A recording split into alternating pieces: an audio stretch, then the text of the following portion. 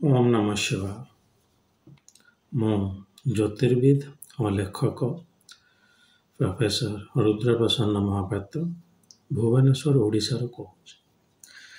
ଆଜି ଆମେ ଚର୍ଚ୍ଚା କରିବା ଆମ ଓଡ଼ିଶାରେ ସବୁ କେଉଁମାନେ ଜ୍ୟୋତିର୍ବିଦ ଅଛନ୍ତି ଯେଉଁମାନେ ରିସର୍ଚ୍ଚ କରିଛନ୍ତି। ରିସର୍ଚ୍ଚ ଅର୍ଥ ଗୋଟେ ଜାଗାରେ ଜ୍ୟୋତିଷଟାକୁ ତାପରେ ନୂଆ ନୂଆ ଲେଖିବା, ବହି ଲେଖିବା, ତାକୁ ସର୍ବଭାରତୀୟ ସ୍ତର କେବଳ ନୁହେଁ ଅନ୍ତର୍ଜାତୀୟ ସ୍ତରରେ ପ୍ରଚାର ପ୍ରସାର କରିବା, ଏଟା କୁହାଯାଏ ରିସର୍ଚ୍ଚ। କନସଲ୍ଟିଂ, ଆପଣ ଦେଖିଥିବେ ବହୁତ ଜାଗା ଲେଖା ହେଇଥିବ ଏଇ ଗୋଟେ ଇନଷ୍ଟିଚ୍ୟୁଟ୍ ଯିଏକି ରିସର୍ଚ୍ଚ ଆଣ୍ଡ କନସଲ୍ଟିଂ। ତ ରିସର୍ଚ୍ଚ ମାନେ ହେଲା ଆପଣଙ୍କୁ କ'ଣ ଆଗରୁ ଆଜିକି 300 ବର୍ଷ ତଳେ କ'ଣ ଲେଖା ହେଇଥିଲା ତାକୁ କେମିତି ଆଜିକା ଡେଟ୍ରେ ଆପ୍ଲାଏ କରିବା। କନସଲ୍ଟିଂ ହେଲା କ'ଣ, ଆପଣ ଦେଖୁଥିବେ ଆଜିକାଲି ସବୁ ଅନଲାଇନ୍ କନସଲ୍ଟିଂ ପୋର୍ଟାଲ ଆସିଗଲାଣି। ଆଷ୍ଟ୍ରୋଯୋଗୀ, ଆଷ୍ଟ୍ରୋଟକ୍, ଏସବୁ ଆପଣଙ୍କର ଦିନକୁ ଆମେ 50ଟା ଜାତକ ଦେଖିବା। ଦୁଇଟା ଯାକ ଦରକାର। ଯେକୌଣସି ଗୋଟେ ବିଦ୍ୟାର ପ୍ରଚାର ପ୍ରସାର ପାଇଁ ଥିଓରି ଆଉ ପ୍ରାକ୍ଟିସ୍ ଦୁଇଟା ଯାକ ଦରକାର। କିନ୍ତୁ ଦୁଃଖର ବିଷୟ କ'ଣ, ଯେଉଁମାନେ ରିସର୍ଚ୍ଚ କରିପାରନ୍ତି ନାହିଁ, ଖାଲି ପ୍ରାକ୍ଟିସ୍ କରନ୍ତି, ସେମାନେ ନିଜର ବାହା କରିବେ ଯେ ଆମେ ଇଏ କରିଥିଲୁ, ଆମକୁ ପ୍ରେଡ଼ିକ୍ସନ୍ କରିଥିଲୁ, ଠିକ୍ ହେଇଗଲା। ଏ ଥିଓରିରେ କ'ଣ ଅଛି, ପ୍ରେଡ଼ିକ୍ସନ୍ ଏବଂ ସବୁଠୁ ଭୁଲ କଥା। ଥିଓରି ଦରକାର, ପ୍ରାକ୍ଟିସ୍ ବି ଦରକାର। ଯେଉଁମାନେ ସେମିତି ଥିଓରି ବାଲାଙ୍କୁ ରିସର୍ଚ୍ଚ ତ କରିପାରନ୍ତିନି ବହୁତ ଲୋକ, ତେଣୁ ପ୍ରାକ୍ଟିସର୍ ମାନେ ଏଇଭଳିଆ ଗୋଟେ କଥା କହିକି ନିଜର ଦୋଷଟାକୁ ଲୁଚାନ୍ତି। ପଢ଼ିପାରିବେ ନାହିଁ, ଲେଖିପାରିବେ ନାହିଁ, ତେଣୁ ନା ଏଗୁଡ଼ା କ'ଣ ଅଛି, ଆମେ କନସଲ୍ଟିଂ କଲେ ଇଏ ହେବ ଇତ୍ୟାଦି ଇତ୍ୟାଦି। ତେବେ ସେ ଯାହା ବି ହେଉ, ରିସର୍ଚ୍ଚ ଆଣ୍ଡ କନସଲ୍ଟିଂ ବା ଥିଓରି ଆଣ୍ଡ ପ୍ରାକ୍ଟିସ୍ ଦୁଇଟା ଜିନିଷ ଦରକାର। ତ ଯେଉଁ ଜ୍ୟୋତିର୍ବିଦ ମାନେ ଆଜି ରିସର୍ଚ୍ଚ କରିଛନ୍ତି ତା ମାନେ ନୁହେଁ ଯେ ସେମାନେ ପ୍ରାକ୍ଟିସ୍ କରୁନଥିଲେ। ସେମାନଙ୍କୁ କେବଳ ଓଡ଼ିଶାରେ ନୁହେଁ ସାରା ବିଶ୍ୱରେ ଲୋକ ଜାଣିଥିଲେ। ତାଙ୍କ ବିଷୟରେ ଆମେ ଚର୍ଚ୍ଚା କରିବା। ତ କେଉଁମାନେ, ଏଟା ଭିଡ଼ିଓର କରିବାର ଉଦ୍ଦେଶ୍ୟଟି ହେଲା କି ମୁଁ ଯେତେବେଳେ ଇଂଲିଶରେ ବିଭିନ୍ନ ଲୋକମାନଙ୍କୁ, ଆମର ସେ ବିଭି ରମଣ ହେଲେ, ମୋର ଦେଖିବେ ଷ୍ଟଲୱାର୍ଟ ଅଫ୍ ଆଷ୍ଟ୍ରୋଲୋଜି ଯେଉଁଟା ମୁଁ ଇଂଲିଶରେ କରିଛି, ତ ଆମର ଓଡ଼ିଆ ଅସ୍ମିତା ଲୋକ କିଛି ବାହାର ପଡ଼ିଲେ। ସାର୍ ଆପଣ ମୋତେ ପ୍ରଥମେ ତ କହିଲେ ଆପଣ ଓଡ଼ିଆରେ କାହିଁ କହୁନାହାନ୍ତି, ଏବେ ତ ମୁଁ ଓଡ଼ିଆରେ କହିକି ରିଗ୍ରେଟ୍ କରୁଛି, ଦୁଃଖ କରୁଛି, କାହିଁକି କେତେ ଭିଡ଼ିଓ ଦେଖୁନାହାନ୍ତି। ରାତି 4ଟାରୁ ଉଠିକି ଖାଲି ମୋ ସମୟ ନଷ୍ଟ କରିବା କଥା। କିନ୍ତୁ ସେ ଯାହା ବି ହେଉ ନା କାହିଁକି, ଓଡ଼ିଶାରେ କେଉଁମାନେ ରିସର୍ଚ୍ଚ କରିଛନ୍ତି ତାଙ୍କ ବିଷୟରେ ଚିନ୍ତା କରିବା। ପ୍ରଥମେ ଯଦି ଓଡ଼ିଶାରେ ଆମେ ଗୋଟେ ଦୁଃଖର ବିଷୟ ହେଲା, ଆମେ ଗୋଟେ ଫାଦର ରଖିନାହାନ୍ତି। ବା ଓଡ଼ିଶାରେ ଜ୍ୟୋତିଷର ବାପା କିଏ, ଆପଣ ସବୁ ଜାଗାରେ ଯିବେ ଦେଖିବେ ସେ ଅମୁକ ଇଏ କହିବେ ନା ଆମର ଫାଦର ଅଫ୍ ଆଷ୍ଟ୍ରୋଲୋଜି ଇଏ, ଫାଦର ଅଫ୍ ସିଏ। ତ ଓଡ଼ିଶାରେ କିଏ, ବିଭି ରମଣଙ୍କୁ ମଡର୍ଣ୍ଣ ଆଷ୍ଟ୍ରୋଲୋଜି ଇଣ୍ଡିଆର ଫାଦର ବୋଲି କୁହାଯାଉଛି, ସେମିତି ଷ୍ଟେଟ୍ରେ ଗଲେ ଇଏ। ତ ଗୋଟେ ବ୍ୟକ୍ତିଗତ ମତରେ କହୁଛି, ଆପଣ ନିଜର ମତାମତ କମେଣ୍ଟ ସେକ୍ସନରେ ରଖିପାରନ୍ତି। ବାଇକୁଳି ବିଶାରଦ ବା ବାଇକୁଳି ମହାପାତ୍ର ଯିଏ ଥିଲେ, ତାଙ୍କ ସହିତ ମୋର କିଛି ଲେନଦେନ ନାହିଁ। ଆପଣ କହିବେ ସାର୍ ଇଏ ମହାପାତ୍ର, ଆମେ ମହାପାତ୍ର, କିଛି ମୁଁ ତାଙ୍କର ସିଏ କିଏ ମୁଁ କିଏ ମୁଁ ତାଙ୍କୁ ଜାଣିନାହିଁ। କେବଳ ଜ୍ୟୋତିଷର ସୂତ୍ର ଦ୍ୱାରା ଆମେ ପରସ୍ପର ସହିତ ଜଡ଼ିତ। ତାଙ୍କର ବହି ଜ୍ୟୋତିଷ ସାର ରତ୍ନାବଳୀ, ତ ଆଜିକି ପ୍ରାୟ 7-8 ବର୍ଷ ତଳେ, 2018 ଏଣ୍ଡ ହେବ ବୋଧେ, ସେହି ସମୟରେ ମୁଁ ଟିକେ ଟିକେ ପଢ଼ୁଥିଲି।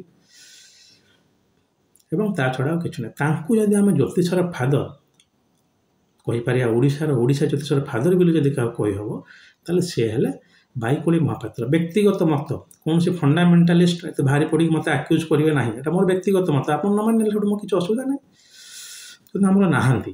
ଆପଣ ଯାହାକୁ ଗୋଟେ ଫାଦର କରିବାକୁ ପଡ଼ିବ। ତେଣୁ ଗୋଟେ ଷ୍ଟେଟ୍ରେ ଜ୍ୟୋତିଷଟାକୁ ଅର୍ଗାନାଇଜ୍ କରିବାକୁ ହେଲେ, ଯେଉଁଟାକୁ ମୁଁ ଚେଷ୍ଟା କରେ, ତ ଫାଦର। ତ ବାଇକୁଳି ବିଶାରଦ ଆପଣ କହୁଛନ୍ତି, ବିଶାରଦ ହେଲା ଗୋଟେ ଟାଇଟଲ, ତାଙ୍କୁ ଦିଆହେଇଥିଲା। ଆଜିକା ଡେଟ୍ରେ ବି ଚାଲୁଛି ଜ୍ୟୋତିଷ ବିଶାରଦ, ଜ୍ୟୋତିଷ ମାର୍ତ୍ତଣ୍ଡ, କିନ୍ତୁ ନାଁଟି ହେଲା ବାଇକୁଳି ମହାପାତ୍ର। ତାଙ୍କର ଗୋଟେ ଭିଡ଼ିଓଟେ ବି ୟୁଟ୍ୟୁବରେ ଜଣେ ତାଙ୍କ ଉପରେ ତାଙ୍କ ବାୟୋ ବା ଜୀବନ କାହାଣୀ ବି କହିଛନ୍ତି। ତେବେ ସେ ଯାହା ବି ହେଉ ନା କାହିଁକି, ସିଏ ପ୍ରଥମେ 1830 ମସିହା ଡିସେମ୍ବର ମାସ ତାଙ୍କର ଜନ୍ମ। ପ୍ରାୟ 15-17 ବର୍ଷ ବେଳକୁ ସେ ଜ୍ୟୋତିଷ କଲେଣି। ମାନେ 1850ରୁ ବାଇକୁଳି ବିଶାରଦ ଜ୍ୟୋତିଷ ଆରମ୍ଭ କଲେ ଓଡ଼ିଶାରୁ। ତାଙ୍କ ପୂର୍ବରୁ ଆଉ କିଏ କରିଥିବ ଆମେ ଜାଣିନାହାନ୍ତି। ଆଜିକା ଡେଟ୍ରେ ସିଏ ତାଙ୍କୁ କହିଲେ ତାଙ୍କୁ ଜ୍ୟୋତିଷର ଫାଦର ବୋଲି କୁହାହେବ, ଏବଂ ମୁଁ ସେଇଟା ପ୍ରଚାର କରିଦେବି। ମୁଁ ଗୋଟେ ବହି ଲେଖିବି, ତାଙ୍କୁ ଡେଡିକେଟ୍ କରିଦେବି, ଆଉ କ'ଣ ସରିଲା ଆଉ କ'ଣ। ଆଉ ତାଙ୍କର ଯେଉଁଟା ଭାରି ପାୱାରଫୁଲ୍ ରିସର୍ଚ୍ଚଟା ମୁଁ ଦେଖୁଛି, ସିଏ ହେଲା କାଳସର୍ପ ଦୋଷ। ଆପଣ ଜାଣିଥିବେ କାଳସର୍ପ ଦୋଷକୁ ନେଇ କେତେ ବଦମାସି ଚାଲିଛି, କିନ୍ତୁ ଓଡ଼ିଶାରେ ସିଏ ଗୋଟିଏ ଲୋକ ଯିଏକି କାଳସର୍ପ ଦୋଷଟାକୁ ଭାରି ତାତ୍ତ୍ୱିକ ରୂପେ କହିଛନ୍ତି। ମୁଁ ତାକୁ ବାଇକୁଳିଜ କାଳସର୍ପ ଦୋଷ ବୋଲି କହିକି ମୋର ଅପକମିଂ ବହିରେ ଲେଖୁଛି। अपकमिंग बही मुझे लिखुची मुझे सब आपको कहे जेहेतु महादेव साधक सब जिन शीघ्र शीघ्र कर पकाए कारण केत देह धरिक अच्छी केत नी अपकमिंग बही लिखुची प्राय गोटे मस भर बाहर करने चेष्टा करी तेणु आम ओडार फादर बोली कहीपर से किसी बही लिखिं से समय बही लिखा कथा आप भावी पार्थ तो परिकल्पना बाहर ज्योतिष सार रत्नावली एबे अच्छी आउ किसी जो बही से सब उल्लेख रही से भावदीपिका विभिन्न ये से गुड़ा से किसी एमती लिखिं जोगुड़ा कि आउ ना आउट ऑफ प्रिंट हो गला कि ज्योतिष रत्नावली मिलूँ से भी कालसर्पटा आम ओडार प्रथम रिसर्चर बोली कहीपर पूर्व पराशर होराशास्त्र ये सी मुझे मना करूनी से जदि किए संग्रह करके 1850 मसीह ब्रिटिशर्स समय से लिखिपारे आम प्रथम रिसर्चर बोली ओडार कहले किसी अत्युक्ति हम ना बाईकली महापात्र से खलिकोट एरिया ब्रह्मपुर साइड लोक गोटे जन्म शतवार्षिकी पालन होता खलिकोटे जो थी कि मुझे देखुली फटो फटो बाहर पुणी कही रखुच्छे कौन ज्योतिष को टेकवा कौन ज्योतिष को बाबा करवा कई मत पैसा दिखते ना क्या पर्सनाली जानी ना आप गोटे जिनटा बुझुँ जदि आम ओडार ज्योतिषटा अर्गानाइज करने चाहिए तो प्रथम आम गोटे फादर बिल क्रिएट करा पड़ो बाईकली विशारद ज्योतिष सार रत्नावली ओडार जी भी ज्योतिष है पढ़ा बाध्य आप तो प्रथम क्लासिक पढ़े 5टा क्लासिक जो मुझे बहुत पराशर फलदीपिका आपणकर जातक पारिजात बृहत जातक और सरावली ये सबुरा ट्रांसलेट हो जाम ये केवल बृहत जातकटी होनी तो आम प्रथम कहीपर ओडार प्रथम रिसर्च करपर जदि आप देखिए रिसर्चटा ओडार विशेष चलला ना सी आप भावी ना 1830 जन्म होता यदि 1900 केते से 20-30 आड़ बोधे ठीक मन पड़ूना चलीगले ओडार डेभलप आम पाखे तो ना कि स्क्रिप्चर तो आम कहीपर ना तापर पूरा आसुँच लेखालेखी मत लगुच कटक निमेय बनर्जी थे सी लेखा बाहर कले प्लानेट्स एंड फोरकास्ट आ भाग्यलिपि ए 2टा बही मैगजीन गुड़ा सब ऑनगोइंग रिसर्च को देखाए जेको गोटे मैगजीन रे आप जानीपारे जे आ गोटे एथर कालसर्प दोष सृष्टि जब चली कोविड-19 बढ़ो कि जदि बढ़ो कहीं बढ़ो मु ज्योतिर्विद प्रवीण मुझे कहीदेली प्रोफेसर रुद्रमाधव कहते ना ना कहीं कारणटा कह ना सी कले 1981 मसीह प्लानेट्स एंड फोरकास्ट बाहर ता पूर्व बोधे भाग्यलिपि एवं तो तार स्टांडार्ड एत ना से कथा कहे एडिटर फेटर के नहांती कुछ जहाँ भी होना कहीं मॉडर्न एस्ट्रोलॉजी पर जदि ओडार किए गोटे रिसर्चर मैगजीन बाहर कर निमेय बनर्जी पाखापाखि जदि आम देखा किए ओडार आउ जड़े आसुँच सी हेले पंडित संजय रथ किसी लोक पर्सनाली मीट कर कथबार्ता किसी लोक सी पंडित संजय रथंकर टी आंटी कारण पुरी रे गोटे कौन होता मुक्तिमंडप इश्यू बहुत लोग जानी थे हुए तो से जहाँ भी होना कहीं कौन आंटी कौन होता मतलब जानी कि ज्योतिष आम मना कर ना बहुत भल एस्ट्रोलॉजर मुझे रिसर्च बही गुड़ा आप देखिए से सब से रिसर्चटा को बहुत भितर को लेकिन लिखिं निमेय बनर्जी खाली गोटे बही गुड़ा देखिए बहुत बेसिक थिला एबीसी ऑफ एस्ट्रोलॉजी ये कहतु ओडिया भी से लिखुं ज्योतिर्विद्यार प्रथम सोपान द्वितीय सोपान बहुत बेसिक थिला टेक्स्ट बुक जमी आप मो बही गुड़ा देखिए हाईली स्पेशलाइज्ड बही निजक बाहा करना आप बुझे दूसरी स्पोर्ट्स एस्ट्रोलॉजी से कौट उठिला आग ज्योतिष बुझंतु मेडिकल को जी स्पोर्ट्स को जी किंतु संजय रथकर से भाई बहुत स्पेशलाइज्ड रिसर्च नारायण दशा प्राय आउ किए जानी ना चर दशा कैलकुलेशनटा एवं वर्ल्ड रे चलुची तेणु जेहेतु गोटे कन्फ्लिक्ट थिला तेणु बेसी से ओडिशा रे रही बेसी प्रचार प्रसार करि पारले नाही एवं जेहेतु से दिल्ली रे सेंट्रल सेक्रेटारिएट सर्विसेस एठी हमर जने पंडित ज्योतिष मुख गोटे कन्फरेन्स मत मुझे प्रेजेंटेशन दूसरी प्रेजेंटेशन सरला कहले आप जानते मुझ संजय रथ सार ठार भी अधिक जानी मुझे जदि भी अधिक जानी था ओपनली कह कि दरकार नहीं से तो आईएएस अफसर थे आईएएस अफसर ना देखो बेसिक से लोकटी कौन थी जना ना କିନ୍ତୁ ନିଜର କ'ଣ କହନ୍ତି ଡିଣ୍ଡିମ ବଜେଇ ଚାଲିଛନ୍ତି।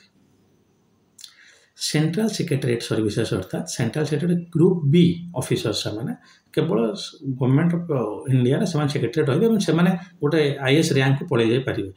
ସେ କ'ଣ ଚାକିରି ଛାଡ଼ିଦେଲେ କାହିଁକି ନା ତାଙ୍କ ଚାକିରି ସମୟରେ ଜଣେ ଲୋକ ତାଙ୍କୁ ପଚାରିଲେ କହିଲେ ଆପଣ ତ ଏତେ ରିସର୍ଚ୍ଚ କରୁଛନ୍ତି ଆପଣ କାହିଁକି କ'ଣ ଆମ ପାଇଁ କ'ଣ ଛାଡ଼ିକି ଯାଉଛନ୍ତି। ସେ ଚାକିରି ଛାଡ଼ିଲେ ଏବଂ ରିସର୍ଚ୍ଚ କଲେ।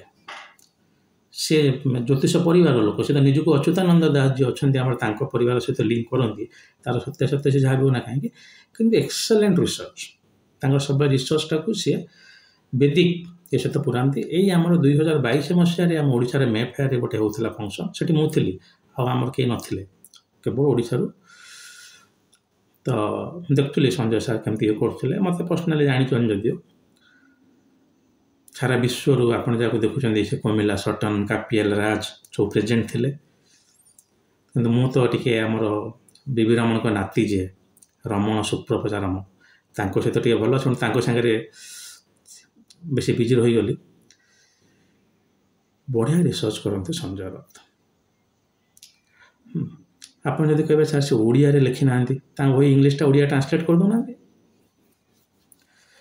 ଦୁଃଖର ସହିତ କହିବାକୁ ପଡ଼ୁଛି ମୁଁ ଯେତେବେଳେ ଭାବୁଥିଲି ଯେ ମୁଁ ଓଡ଼ିଆରେ ଭିଡ଼ିଓ କରି ବହୁତ ଲୋକ ଦେଖିବେ କାରଣ କି ଦେଖିପାରୁନାହାନ୍ତି ତାଙ୍କ ପ୍ରୋବ୍ଲେମ୍ ସାର୍ ଆପଣ ଯାହା କହୁଛନ୍ତି ବହୁତ ହାଇ ହେଇଯାଉଛି ଆଉ ନିଜର ତ ପକାତ ନାହିଁ ଆଉ ତାହେଲେ କାହିଁକି ଅନ୍ୟ କାହାକୁ କିଏ କରିବା। ନାରାୟଣ ଦଶା ଯଦି ଟ୍ରାନ୍ସଲେଟ୍ ହୁଏ ଓଡ଼ିଶାରେ କେହି ପଢ଼ିବେ ନାହିଁ। ମୁଁ ଜାଣିଛି ନାରାୟଣ ଦଶା ଏତେ କଷ୍ଟ ବହି କେହି ପଢ଼ିପାରିବେ ନାହିଁ କିନ୍ତୁ ବହୁତ ଭଲ ରିସର୍ଚ୍ଚ। ତାହେଲେ ପ୍ରଥମେ ହେଲା ଆମର ବାଇକୋଳି ବିଶାରଦ ତାପରେ ଯଦି ଆମେ ଦେଖିବା ବହି ଫହି କିଏ ଲେଖିଛନ୍ତି ସେ ନିମେଇ ବାନାର୍ଜୀ ତାପରେ ତାଙ୍କୁ ବି କିଛି ଲୋକ ଆଣ୍ଟି କହନ୍ତି ଯେ ନା ସେ ବଙ୍ଗାଳୀ ଲୋକ ଇଏ ସିଏ ହଁ ସେ ଯାହା ବି ହେଇଥାଉ ନା କାହିଁକି କିନ୍ତୁ ବାଇକୋଳି ବିଶାରଦଙ୍କର ସେ କିନ୍ତୁ ତାଙ୍କର ଜ୍ୟୋତିଷର କଣ୍ଟ୍ରିବ୍ୟୁସନଟା ଆପଣ ମନା କରିପାରିବେ ନା। ମୋର କେତେ ପର୍ସନାଲ ଖୁଣ ଆପଣ ବାହାର କରି ଯଦି କହିବେ ନା ରୁଦ୍ର ମହାପାତ୍ର ସେ ଇଏ ନୁହେଁ ସେ ନୁହେଁ ସେ ଗୋଟେ ଫଣ୍ଡାମେଣ୍ଟାଲିଷ୍ଟ ଭିଉ। ଭୋଲ୍ଟେୟାର ଆଉ ରୁଷୋ ଯେତେବେଳେ ଫରାସୀ ବିପ୍ଳବ ଫ୍ରେଞ୍ଚ ରିଭଲ୍ୟୁସନ୍ ଯାହା ମୁଁ ବି ଭଲ ଓଡ଼ିଆ କହିଲିଣି ଏବେ ବେଳେ ଲଢ଼େଇ ହେଉଥିଲା ଜଣେ ତାଙ୍କୁ ପଚାରିଲେ ଭୋଲ୍ଟେୟାରଙ୍କୁ ଯେ ରୁଷୋ ତ ଯାହା ଲେଖୁଛନ୍ତି ଆପଣ ତ ରାଜି ନୁହନ୍ତି ତାହେଲେ ଆପଣ କାହିଁ ତାଙ୍କୁ ସପୋର୍ଟ କରୁଛନ୍ତି। ସେ କହିଲେ ସେ ଯାହା ଲେଖୁଛନ୍ତି ନା ମୁଁ ରାଜି ନୁହେଁ କିନ୍ତୁ ସେ ଯଦି ନ ଲେଖିବ ତାହେଲେ ବିପ୍ଳବଟା ହେବ କେମିତି।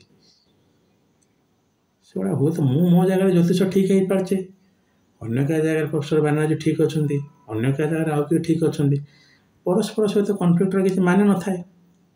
ପ୍ରଫେସନାଲ ଜେଲସି ନା ଅନପ୍ରଫେସନାଲ ଭିତରେ ମୁଁ ଜାଣିନି ଶୁଣିଛି କିନ୍ତୁ ଗୋଟେ କନଫରେନ୍ସରେ ଇଭିନ୍ ତାଙ୍କର ପୁଅ ଯିଏ ଜଣେ ମିଲନ ବାନାର୍ଜୀ ଯଦିଓ ଏତେ କ୍ୟାଲିବର ନୁହନ୍ତି ସେଟା ମୁଁ ଓପନ୍ କ୍ୟାମେରାରେ କହୁଛି କାରଣ ଗୋଟେ ମୁଁ ତାଙ୍କ ମ୍ୟାଗାଜିନରେ ଲେଖୁଥିଲି ସେ ଟୋଟାଲ ଗୋଟେ ଏଡ଼ିଟିଂ ବି ଇଂଲିଶ ଏତେ ପରଫେକ୍ଟ ନୁହେଁ କିନ୍ତୁ ନିମେଇ ବାନାର୍ଜୀଙ୍କର କାମଟା ଭଲ ଥିଲା ସେଟା ସଞ୍ଜୟ ରଥ ବହୁତ ଭଲ କାମ କରୁଛନ୍ତି ରିସର୍ଚ୍ଚରେ। ତ ଯଦି ଆମେ ଓଡ଼ିଶାରେ ଦେଖିବା ଷ୍ଟଲୱାର୍ଟ ବୋଲି ତାପରେ କିଛି ଲୋକ ସେଇ ତାଙ୍କର ଭାଇ ଗୁରୁଦାସ ବାନାର୍ଜୀ ଗୋଟେ ଓଡ଼ିଆର ଆଦିଶକ୍ତି ନା କ'ଣ ମ୍ୟାଗାଜିନ୍ ବାହାର କରୁଥିଲେ ମୋତେ ପର୍ସନାଲି ଜାଣିନାହାନ୍ତି ହୁଏତ କେଉଁଠି ଦେଖିକି ଜାଣିଥିବେ। ନିୟତି ବୋଲି ଗୋଟେ ମ୍ୟାଗାଜିନ୍ ଅଜୟ ବେହେରା ସେ ବାହାର କରୁଥିଲେ ଯଦି ଆମର ପର୍ସନାଲ କନଫ୍ଲିକ୍ଟ ଅଜୟ ବେହେରା ମୁଁ ଟିକେ ପାଟିତୁଣ୍ଡ କିନ୍ତୁ ତାଙ୍କ ଲେଖା ଭଲ ଡେପ୍ଥ ଭଲ ଅଛି।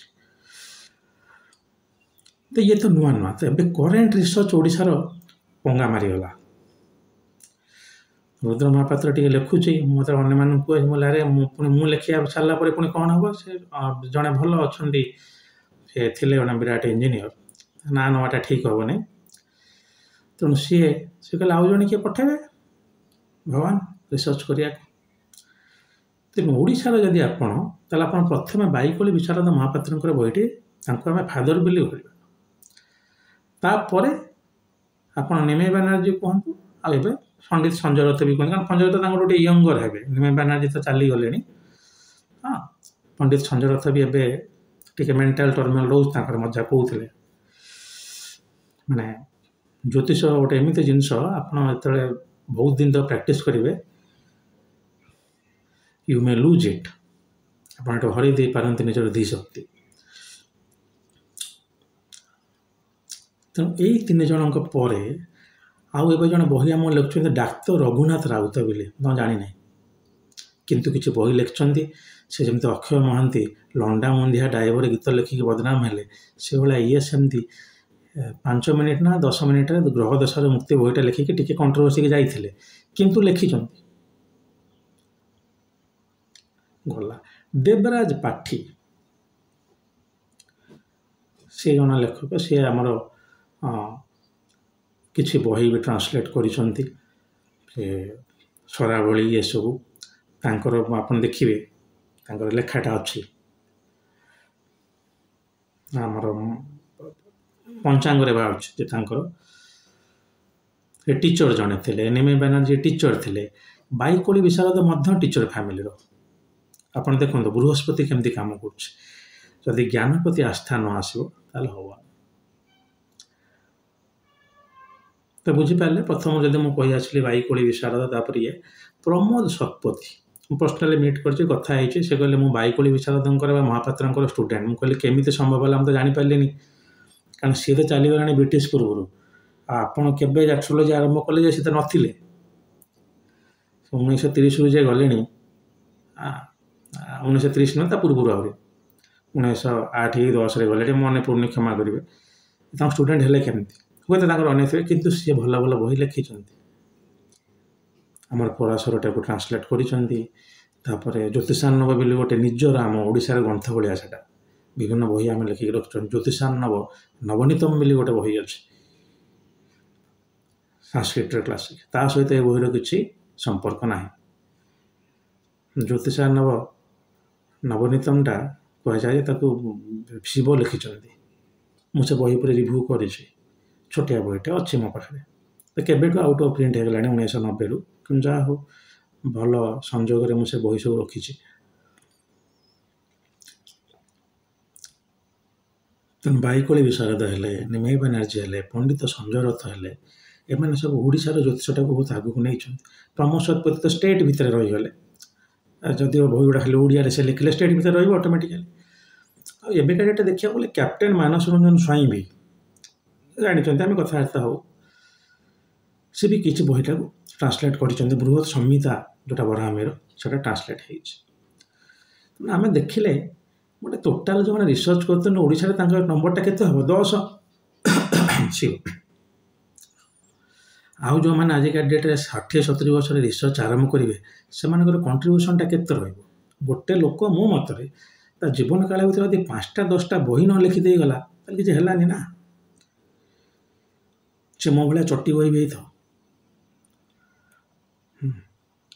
ତେଣୁ କଣ୍ଟ୍ରିବ୍ୟୁସନ୍ ଯଦି ଆମେ ଦେଖିବା, ତାହେଲେ ପ୍ରଥମେ ଜ୍ୟୋତିଷଟାକୁ ଏଷ୍ଟାବ୍ଲିଶ୍ ଭଲ କି କଲେ ବାଇକୋଳି ବିଶାରଦ, ତାକୁ ନିମେଇ ବାନାର୍ଜୀ ଆଉ ଟିକେ ଓଡ଼ିଶାଟାକୁ ପ୍ରଚାର ପ୍ରସାର କଲେ।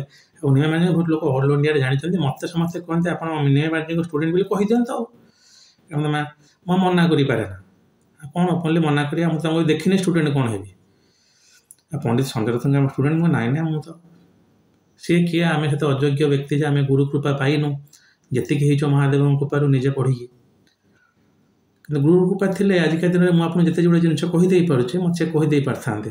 ମୋତେ ଏମିତି ଦିନକୁ 12-24 ଘଣ୍ଟା ଖାଲି ପାଠ ପଢ଼ିକି ଜାଣିବାକୁ ବହୁତ କଷ୍ଟ ହେଇଛି ଯଦିଓ, କିନ୍ତୁ ମୁଁ ନୁହେଁ। ତେଣୁ ମନେ ରହିଲା ମୁଁ କେଉଁମାନଙ୍କ ନାଁ ନେଲି, ତାଙ୍କୁ ଛାଡ଼ିକି ଆଉ ଅନ୍ୟମାନଙ୍କ ନାଁ ଯଦି ଆପଣଙ୍କ ପାଖରେ ଥାଏ, ତାହେଲେ କମେଣ୍ଟ ସେକ୍ସନରେ ଲେଖିବେ।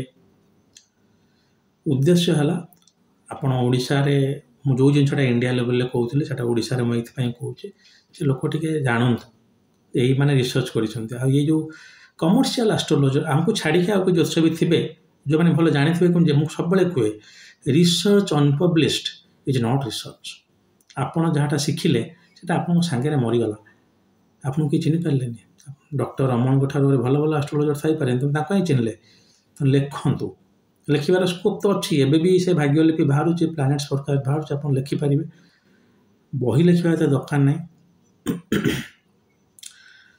ତେଣୁ 3ଟା ଯଦି ବେସିକ୍ ଲୋକ ମୁଁ କହିବି, ଅନ୍ୟମାନଙ୍କୁ ତ ଛାଡ଼ନ୍ତୁ, ଠିକ୍ ଅଛି। ପ୍ରମୋଦ ଶତପଥୀ ହେଲେ, କ୍ୟାପ୍ଟେନ୍ ମାନସ ରଞ୍ଜନ ସ୍ୱାଇଁ ହେଲେ, ଏମାନେ କିଛି କିଛି କରିଛନ୍ତି। ଦେବରାଜ ପାଠୀ ହେଲେ, ସେମାନେ କିଛି କିଛି କରିଛନ୍ତି। କିନ୍ତୁ ବେସିକାଲି ଯେଉଁ 3 ଜଣ ଯଦି କହିବା, ସେ ବାଇକୋଳି ବିଶାରଦ, ତାପରେ ନିମେଇ ବାନାର୍ଜୀ, ତାପରେ ପଣ୍ଡିତ ସଞ୍ଜୟ ରଥ। ପୁଣି ଥରେ କହି ରଖୁଛି, ଇଏ ମୋର ବ୍ୟକ୍ତିଗତ ମତ। ଆପଣ କହିବେନି ଯେ ମୁଁ ସେମାନଙ୍କର ବାହା କରିବାକୁ କିଏ, ନାହିଁ। ସେମାନଙ୍କ ସହିତ ମୋର କିଛି ଜ୍ୟୋତିଷର ଅର୍ଗାନାଇଜେସନ୍, ଆମ ଓଡ଼ିଶାରେ ଯଦି ଗୋଟେ ଜ୍ୟୋତିଷର ଆମେ ୟୁନିଟ୍, ତ କେବେ ସେଟା ଆସେନି, ସେଟା କେବେ ବି ଆସେନି। କୌଣସି ରାଜ୍ୟରେ ବି ରମଣ ଥିଲାବେଳେ ବି ତାଙ୍କର ଆଣ୍ଟି ଜ୍ୟୋତିଷମାନେ ଥିଲେ, किंतु आमे आमे कहि परिबानि जे से आम ओडिशार नहंती बोली बा से रिसर्च करनांती। तेणु या भाईकोली विशारद को आपण फादर भाया मानिकी चलतु एवं अन्य माने यही रिसर्च करुचंती। करेन्ट स्टेट बहुत भूसुड़ी पढ़िया बसुचे कारण भल भल पिला जो मैंने इंजीनियरिंग पिला बैकग्राउंड आसते पढ़ले भी लेखा लेखि करूना। तेणु आप जो ज्योतिष जानते निश्चित रूप लिखतु ताकू पढ़ापढ़ी करूँ आप निश्चित रूपे ओडिशा ज्योतिषटी ऑर्गेनाइज हम हो। आज ये जब महादेव चाहते आ गोटे वीडियो नहीं शीघ्र आप उपस्थित हेबी। आज आज्ञा दिंतु। ओम नमः शिवाय।